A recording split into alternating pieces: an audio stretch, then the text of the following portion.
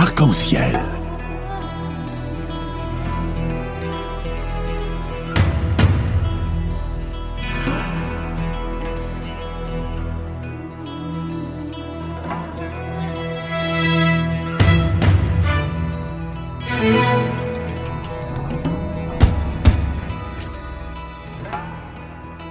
Arc-en-ciel, chaque dimanche, actualité, culture, économie, société et animation festive. Avec Abdelatif Arc-en-ciel, la chronique. Mesdames et messieurs, retour au direct et comme c'était annoncé, nous sommes heureux d'être en ligne avec Monsieur le rabbin qui est connu à l'échelle internationale mais aussi marocain, Monsieur Michel Sarfati. Bonjour et bienvenue dans l'émission Arc-en-ciel. Bonjour, cher ami. Bonjour et marhaban bik, donc comme vous le savez, Alain Marrakchi. Bienvenue dans cette émission qui est dédiée aussi à donner la parole à l'ensemble des représentants des différents cultes ici en France. Il faut bien préciser à notre auditoire que Monsieur Michel Sarfati, rabbin à Rungis en Essonne, est président de l'amitié judéo-musulmane de France. Monsieur le rabbin, comme vous le savez, la France passe une période très difficile ces dernières années, comme tout le monde le sait. Après les attaques contre la communauté juive, maintenant, ceux qui cherchent à déstabiliser cette France ont sur le viseur la communauté musulmane. Et beaucoup de monde commence à se poser des questions. Et c'est ma première question, si vous le permettez. Est-ce que c'est religieux, c'est des enfants d'Abraham? Parfois, on se pose la question, est-ce qu'ils sont visés dans une république laïque? Pour ma part, les choses sont simples. Nous avons la chance de vivre dans un pays qui nous a accueillis, nous, fils d'immigrés, et qui nous a donné l'entière liberté de pratiquer nos traditions, nos religions, mais qui, tout en nous disant qu'il nous protège, il nous accompagne par ce qu'il a appelé depuis 1905 la laïcité. Et donc, nous nous sommes adaptés. Et depuis 1905 à ce jour, les juifs, les protestants, les catholiques ont parfaitement collé et adapté leur manière d'être, leur comportement à la laïcité et à l'école de la République. Lorsque les communautés musulmanes sont arrivées en France, progressivement, elles ont découvert cette réalité et à partir de là, il y eut différentes réactions. J'observe, pour ma part, quand je circule à travers la France, que j'ai fait 14 tours de France pour aller à la rencontre des communautés juives et musulmanes, que les réactions sont nombreuses et variées. Nombreuses et variées dans le sens où il y a une grande partie de la communauté musulmane qui s'est adaptée, qui a respecté cette règle de la laïcité et qui s'est intégrée, et moi je le vois dans mon environnement universitaire où beaucoup de mes collègues musulmans sont devenus de véritables citoyens respectant la laïcité tout en étant parfois religieux dans leur conscience, à la maison, et sans jamais faire état publiquement de leur foi. C'est ce qu'on appelle un phénomène bien connu chez nous, celui de la sécularisation.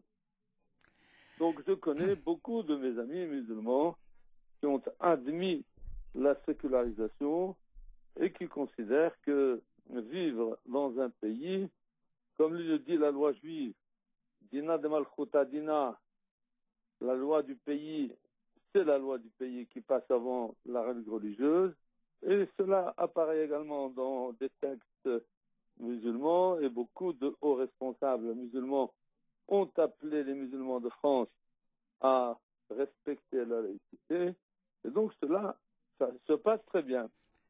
Mais comme dans toutes les religions, on observe l'existence de personnalités rigoristes qui disent non, la loi religieuse est importante, et aussi bien chez les chrétiens, chez les protestants, chez les juifs, que maintenant chez les musulmans. Bien, eh ben, c'est une réalité que l'on observe. De mon point de vue, mais je peux me tromper, elle n'a rien de dramatique. C'est une expérience que les trois premières religions, juifs, catholiques et protestants, ont connue. À son tour, 100 ans plus tard, l'islam de France la découvre, ou du moins une partie de l'islam rigoriste, que certains appellent radicaux, que certains appellent salafistes, peu importe le nom qu'on leur donne. En tout cas, c'est une manière de vivre la religion de façon très rigoriste, en prenant les textes à la lettre. Je crois que Monsieur Servati, si vous le permettez. Le bon sens l'emporte, et beaucoup de personnes, même modérées, disent n'en faisons pas un problème. Allons, trouvons intelligemment la solution la plus appropriée, de manière à ce que les uns et les autres apprennent à vivre agréablement sur cette douce et belle terre de France qui nous accueille. Monsieur Servati, s'il vous permettez, vous avez parlé comme quoi les juifs, les catholiques dans le passé, eux aussi ont vécu cette situation que les musulmans vivent actuellement. Donc c'est une expérience quand même que vous avez pu vivre vous-même en tant que rabbin. On aimerait bien tout simplement savoir c'était quoi la manière, c'était quoi la démarche, c'était quoi la façon de faire pour passer outre cette couche de population qui risque de poser un problème. L'expérience de la communauté juive a été nette et claire. Nous, les responsables juifs, et au niveau le plus élevé, quand il s'est agi de problèmes de cette nature, à savoir des juifs orthodoxes très religieux qui voulaient imposer leurs règles à la laïcité, on leur a dit, mes chers amis, nous vous offrons des établissements religieux où vous pouvez inscrire vos enfants, où vous pouvez travailler, mais n'allez pas soulever des problèmes à la République, et surtout, nous, minorités religieuses, nous ne devons en aucun cas poser des problèmes à la République, et encore moins d'exiger de la République des aménagements en notre faveur. Alors moi je me réjouis de voir des écoles de sensibilité musulmane privées se développer, qui respectent les programmes de l'éducation nationale, qui sont soutenus par l'éducation nationale, et en cela, c'est une réponse intelligente de la part de ces citoyens de sensibilité musulmane qui disent à nous de donner à nos concitoyens rigoristes la solution en interne, mais jamais comme problème à la République. Et le risque, monsieur le rabbin, c'est que simplement c'est une bombe à retardement dans n'importe quelle religion dans ce cas-là. Alors, on peut l'avoir sous cet angle, mais l'expérience montre que la communauté juive n'a pas été une bombe à retardement. Non, je ne parle pas de la population juive, je parle par rapport à ce que vous venez de citer. Vous avez dit comme quoi vous avez mis des écoles pour ces juifs orthodoxes et qu'ils sortent du champ de la République, qu'ils restent dans une école. Et c'est peut-être une proposition qui peut être aussi dupliquée pour les musulmans. On voit énormément d'institutions musulmanes qui sont coraniques, hein, comme vous le savez. Mais est-ce que le fait de les mettre dans une école, de cette manière de traiter ce dossier, en les mettant dans une école, ce n'est pas une bombe à retardement et on passe à autre chose et on ne traite pas le problème de fond? Je suis un ancien instituteur. Oui. Qui a fait l'expérience de l'enseignement primaire, de l'enseignement secondaire et plus tard de l'enseignement supérieur. J'ai toujours eu la conviction que nous appartenons à la République. Très bien. Plus des 2 tiers de notre temps, nous le passons dans l'espace public de la République. Aussi bien dans le primaire, les enfants sont entre les mains de l'enseignement de la République, dans le secondaire, etc. Ce qui, en quelque sorte, dit laissons le temps faire son travail. l'école de la République, même religieux, petit à petit, il intègre à sa culture les valeurs de la République Exact. et il apprend à prendre de la hauteur Exact. et de la distance.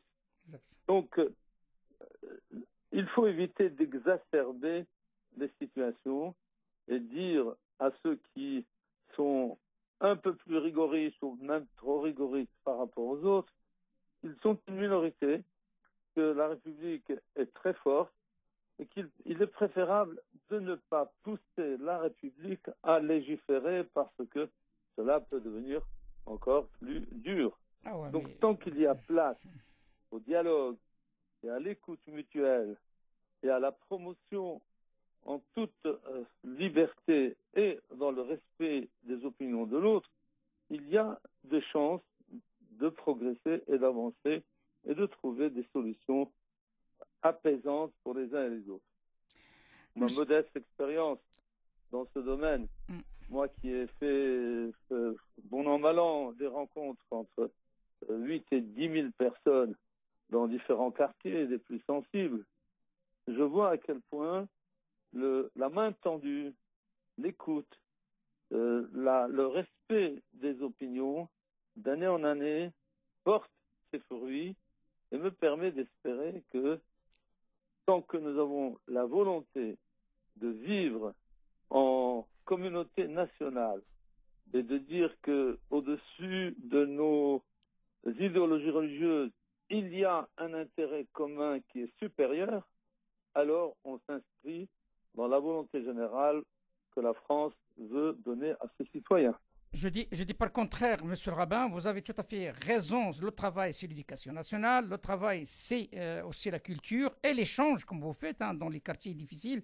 Tout le monde le reconnaît, donc on suit un petit peu vos travaux, vous êtes quelqu'un qui agit. J'espère bien qu'il y en aura d'autres, donc que tout le monde fait pareil, côté musulman, mais aussi côté juif et chrétien, qu'il y a un dialogue porte à porte, comme on dit. Mais le souci qui se pose, monsieur le rabbin, c'est ça qui m'inquiète personnellement. Récemment, vous, comme tout le monde, puisque vous êtes un républicain convaincu, vous avez pu constater qu'il y a une avalanche de critiques, une avalanche d'attaques contre les musulmans, et notamment avec ce qu'on dit d'habitude, ce fichu foulard sur une dame qui accompagnait des enfants bénévolement, et derrière, c'est tout enflammé, et on parle avec Zemmour et compagnie, et d'autres. Qu'est-ce que vous pouvez dire à ces gens-là qui souffrent sur cette brise et qui ne se rendent pas compte comme quoi, à terme, ils peuvent se faire griller eux-mêmes ou brûler eux-mêmes? Alors, ma position, dès la première année où j'ai réussi à convaincre des amis juifs et des amis musulmans à créer l'association d'amitié juive-musulmane de France, on a posé sur le marbre l'article 2 de nos statuts, à savoir, nous, juifs, nous nous engageons à défendre les musulmans contre toute forme de racisme et de discrimination, et en retour, les amis musulmans s'engagent à défendre les juifs contre toute forme de racisme et d'antisémitisme et de discrimination. Alors à partir de là, à savoir, nous nous engageons, juifs et musulmans, à dénoncer toute forme de racisme, d'antisémitisme ou de racisme anti-musulman de manière absolument claire. Moi-même, j'ai organisé, je ne sais plus combien, peu importe le nombre, des manifestations publiques lorsque les musulmans ont été agressés, lorsque le cimetière d'Arras a été bafoué. Je suis descendu dans la rue avec notre bus et engagé avec moi tous mes amis, etc. Aujourd'hui, nous avons recensé entre 2000 et aujourd'hui près de 11 000 agressions contre des juifs qui ne sont que 500 000 juifs en France. Avec mes amis de la mosquée, et je rends hommage à M. Zekri qui préside l'observatoire de l'islamophobie, donc du racisme anti-musulman, on recense également avec attention les agressions contre les musulmans. Nous n'allons pas entrer dans la concurrence des chiffres. peu importe. Une agression, c'est une agression. C'est ça. Qu'elle soit portée contre un juif minoritaire ou contre un musulman, même s'ils sont nombreux, 5 millions par rapport à 500 000, cela ne doit pas être un argument pour nous. Une agression, c'est une agression. Et donc, je dis clairement, partout où un musulman est victime d'une agression ou d'une discrimination, moi, juif, je me dois d'être le premier sur la place pour dénoncer ces agressions. Il faut naturellement que, c'est l'instruction que nous recevons nous juifs, à savoir ne pas baisser les yeux et se taire. Quand un juif est agressé, immédiatement nous lui demandons instamment d'aller poser plainte de manière à ce que l'État recense. Or, beaucoup de mes amis musulmans dans les quartiers sensibles, quand ils sont agressés, ils le font pas. Ils se résignent. Ça. Et on leur dit que ça. ce n'est pas la bonne manière. Il faut que l'État recense les agressions et les discriminations, que le public, que les institutions, à leur tour, prennent le relais pour défendre les musulmans.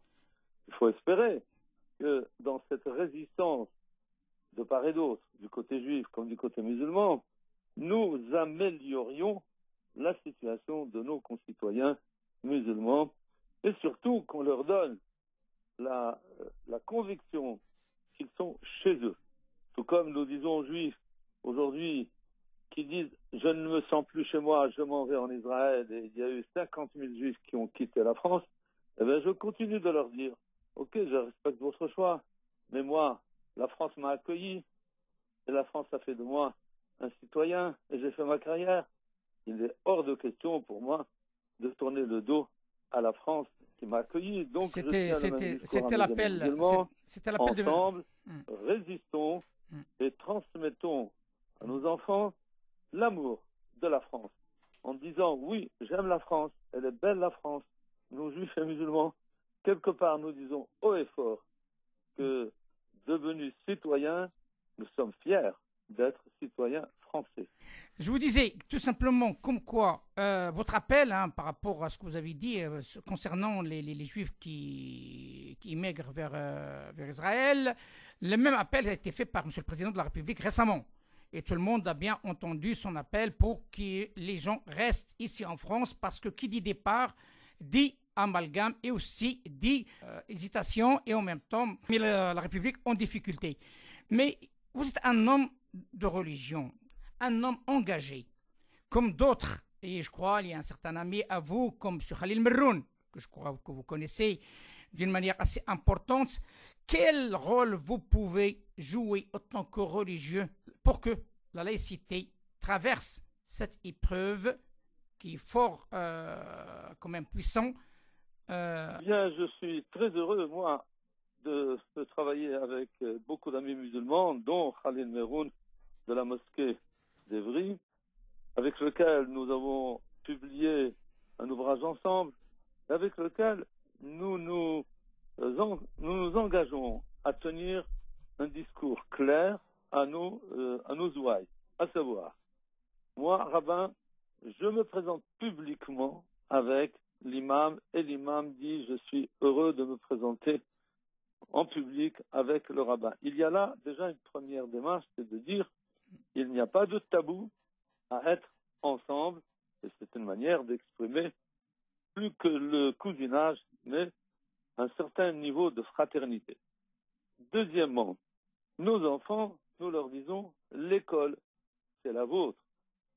N'allez pas croire que vous êtes étrangers. Donc petit à petit, essayez de vous défaire de la psychologie de l'étranger et de cultiver en vous l'amour de l'école, l'amour de la culture française, l'amour de l'histoire de France, tout en étant religieux et attaché à notre histoire.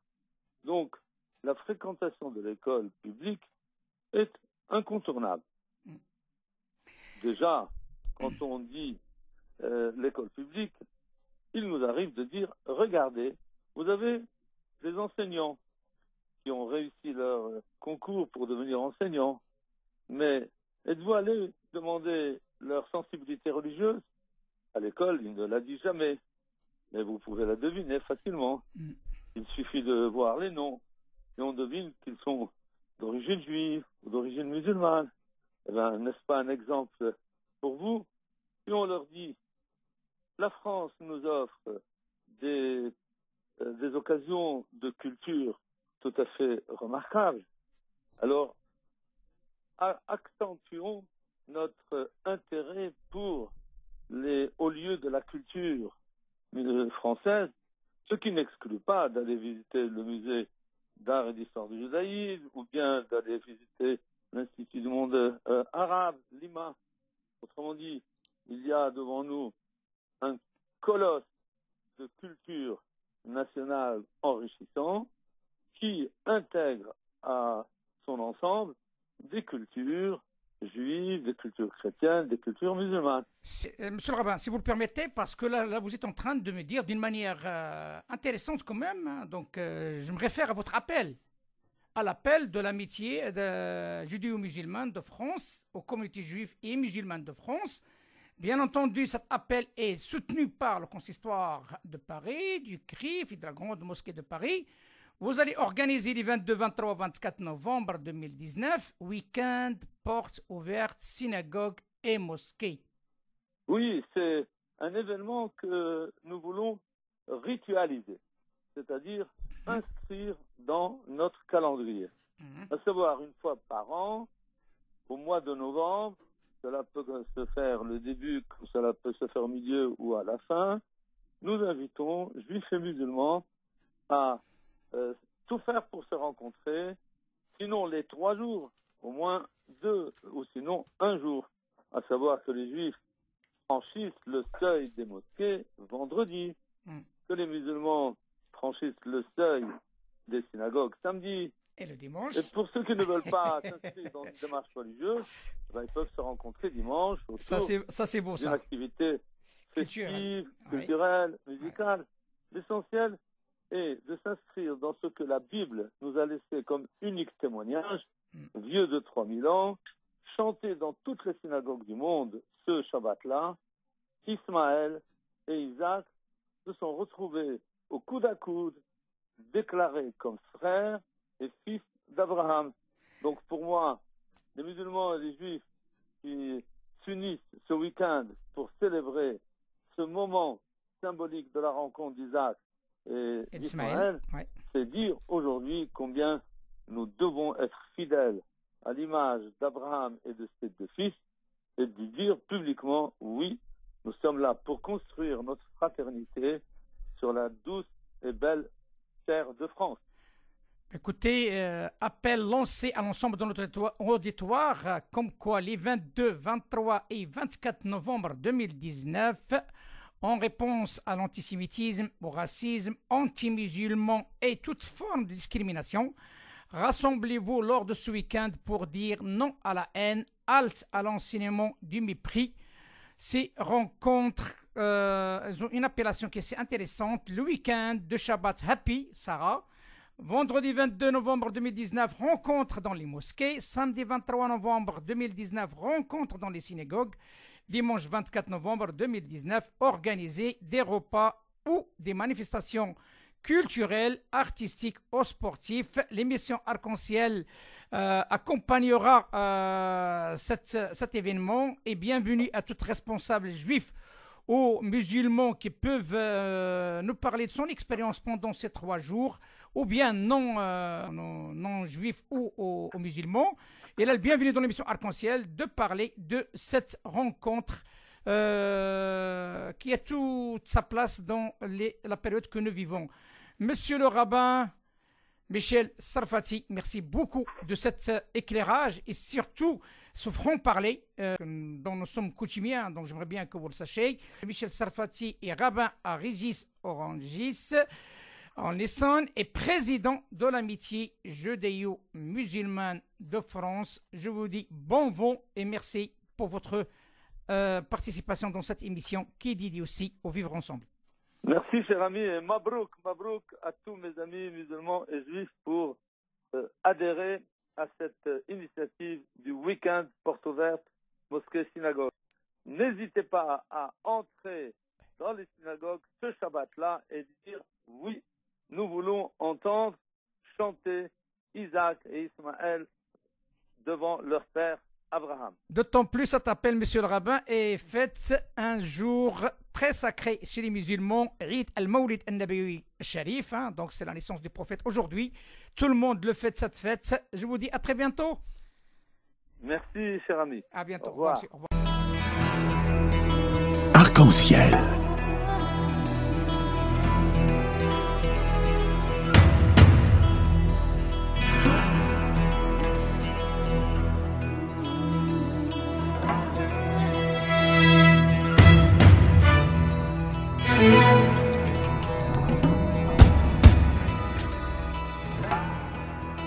Arc-en-ciel, chaque dimanche, actualité, culture, économie, société et animation festive.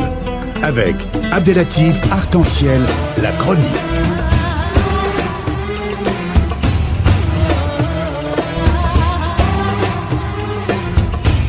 Arc-en-ciel info.